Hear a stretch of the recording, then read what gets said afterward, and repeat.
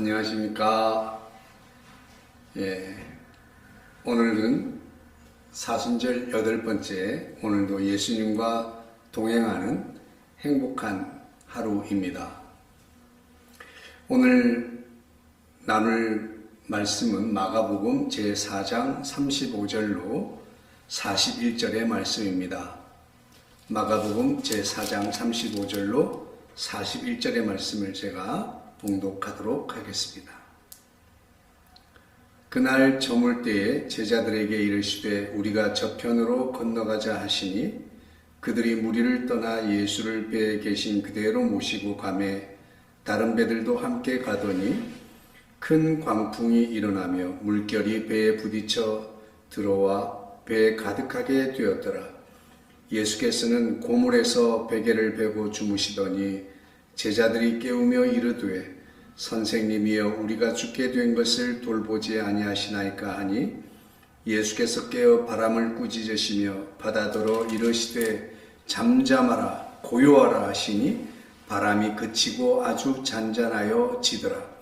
이에 제자들에게 이르시되 어찌하여 이렇게 무서워하느냐 너희가 어찌 믿음이 없느냐 하시니 그들이 심히 두려워하여 서로 말하되 그가 누구이기에 바람과 바다도 순종하는가 하였더라. 아멘. 네.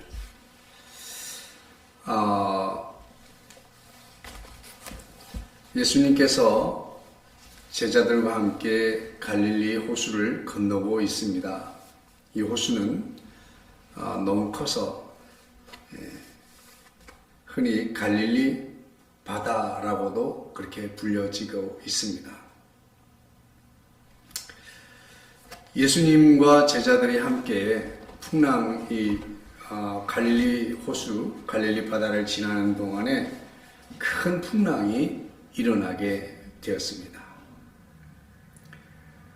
어찌나 풍랑이 거센지 배에 물이 가득 들어왔고 제자들은 죽음의 위협을 느껴야만 했습니다.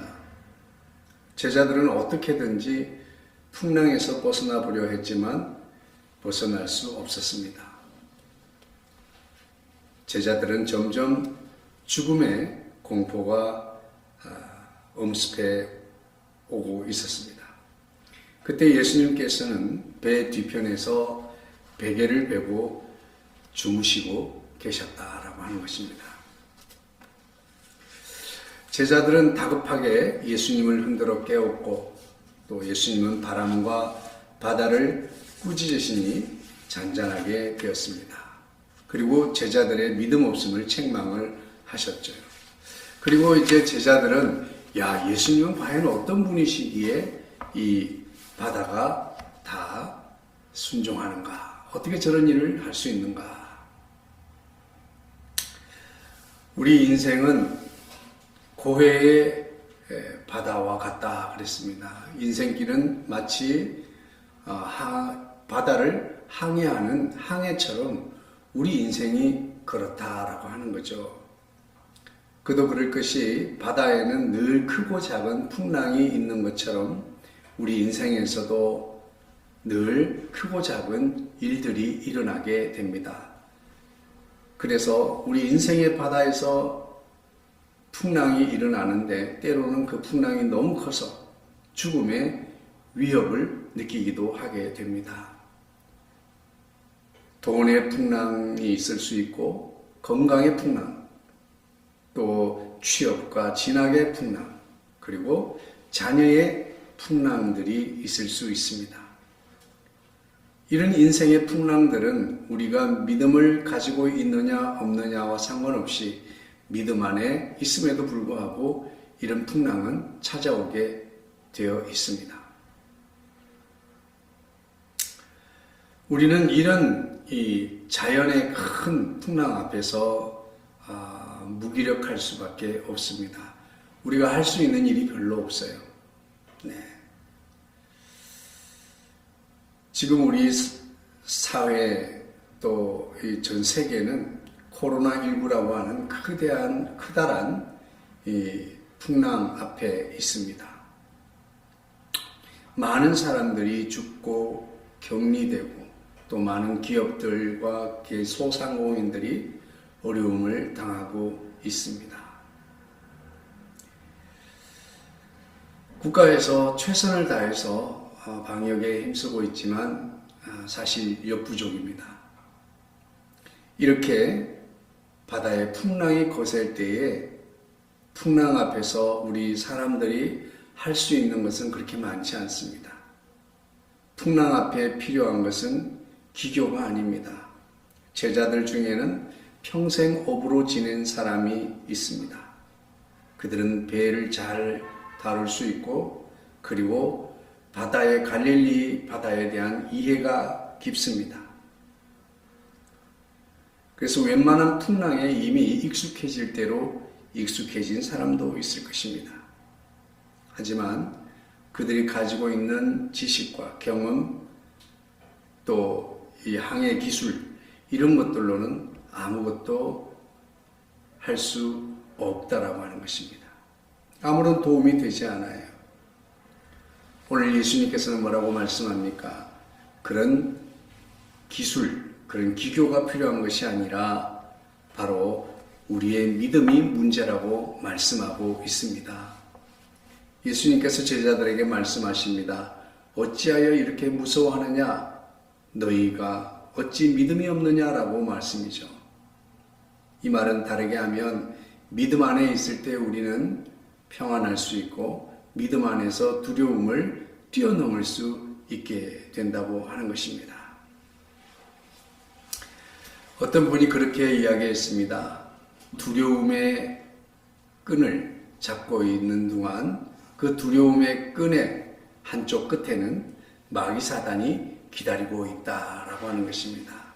이 말은 어떤 경우에도 두려움은 하나님이 주시는 마음이 아니다라고 하는 거죠. 믿음이 과연 무엇일까요? 믿음이라고 하는 것은 자기의 확신, 자기 신념을 말하는 것은 아닙니다. 그것은 바로 우리로부터 우리의 의지와 우리의 신념, 우리의 확신으로부터 믿음이 출발하는 것이 아니라 우리의 믿음은 바로 우리가 믿는 믿음의 대상인 그 하나님을 신뢰하는 데서부터 우리 믿음이 출발하는 거예요. 그래서 우리 믿음의 견고성은 우리가 믿는 하나님이 얼마나 견고하고 신뢰할 만한지 거기에 달려 있는 것입니다. 하나님을 신뢰하는 믿음은요, 자기 확신과 신념이 아니라 어떤 경우에도 하나님께서 올바르게 일하고 계신다라고 하는 것을 신뢰하는 것입니다. 지금 내게 불이익이 닥쳐도 지금 내게 현재는 어려움이 있어도 하나님께서 나에게 가장 최선의 것을 주시고 나를 위하여 일하고 계신다고 하는 이런 이 신뢰하는 믿음을 말하는 것입니다. 근데 참 놀라운 사실은 예수님께서 저 건너편으로 가자고 해서 그 주님의 말씀에 순종했습니다. 또 그 배에는 예수님이 함께 자리하고 계십니다. 그럼에도 불구하고 그 여정 가운데 큰 풍랑을 만나게 되었다고 하는 거죠. 우리가 믿음 안에 있을 때에도 이런 풍랑은 있을 수 있습니다. 그런데 우리가 분명히 기억해야 될 것이 있는데요. 바로 예수님과 함께 있으면 풍랑을 만났다 할지라도 우리는 안전하다 하는 것입니다.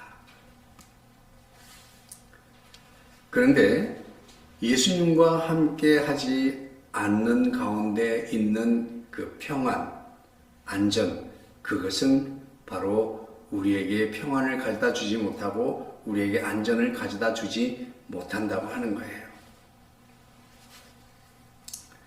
예수님과 함께 하지 않는 평안은 오히려 우리를 위협하고 우리를 무너뜨릴 수 있기 때문입니다. 우리가 인생의 큰 바다를 건너게 될 때 예수님과 함께 하는 것이 복인 것을 믿으시기를 바랍니다. 삶의 형통이라고 하는 것은 내가 원하고 기대하는 것들을 다 가지고 그것들을 소유하고 누리며 사는 것을 말하는 것이 아니라 삶의 형통이란 살아가는 매 순간순간마다 예수님과 함께 동행하는 것입니다. 주무시던 예수님께서 일어나셨습니다. 그리고 바람과 바다를 꾸짖으셨습니다. 잠잠하라, 고요하라 말이죠. 그렇게 어떻게 되었습니까? 바람도 그치고 바다가 잔잔해졌습니다. 코로나19도 우리 인생의 풍랑도 잔잔케 하시는 분은 예수 그리스도이십니다. 우리의 실력도 아닙니다. 우리의 기교도 아닙니다. 우리가 자랑하는 K방역도 아닙니다. 그러므로 자기 실력을 믿고 거기에 의지해서 사는 사람은 어리석은 사람입니다.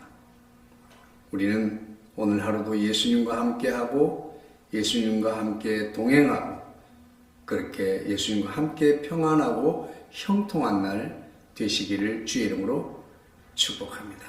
기도하겠습니다. 풍랑을 잔잔케 하시는 하나님, 우리 삶에 크고 작은 풍랑이 있을 때마다 주님이 함께 해주셔서 감사합니다. 주님이 은혜 가운데 역사해 주셨습니다. 우리 인생의 풍랑을 잔잔케 하여 주시옵소서. 아버지 하나님, 우리의 가정과 우리의 자녀의 문제, 내 사업의 문제, 또한 아버지 하나님, 이 여러 가지 많은 건강의 문제들, 주님 이 풍랑을 주님에게 의탁합니다. 주님 안에서 평안하고 안전하기를 원합니다. 함께하여 주시옵소서. 그래서 아버지 하나님, 우리의 생명을 위협하는 풍랑 속에서도 잔잔케 하시고 고요하게 하시는 하나님의 능력으로 오늘도 아버지 하나님 주님과 함께함으로 말미암아 이 인생의 풍랑 속에서 평안함과 안전함을 누리게 하여 주시옵소서.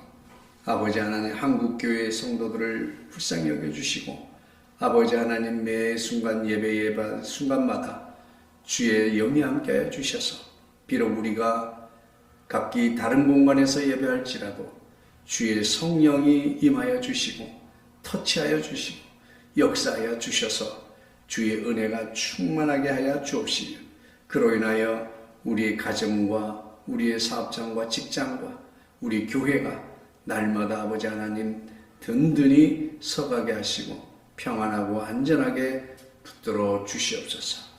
주님과 함께하면 풍랑이 있어도 안전합니다. 평안합니다. 그러나 주님이 함께하시 아니면 우리는 그 평안조차도 위태로울 수밖에 없음을 고백합니다. 주님, 우리와 함께하여 주시고 늘 불꽃 같은 눈동자로 지켜주시고 인도하여 주옵소서. 모든 말씀 우리 주 예수님의 이름으로 기도하옵나이다. 아멘. 샬롬. 내일 또 뵙겠습니다.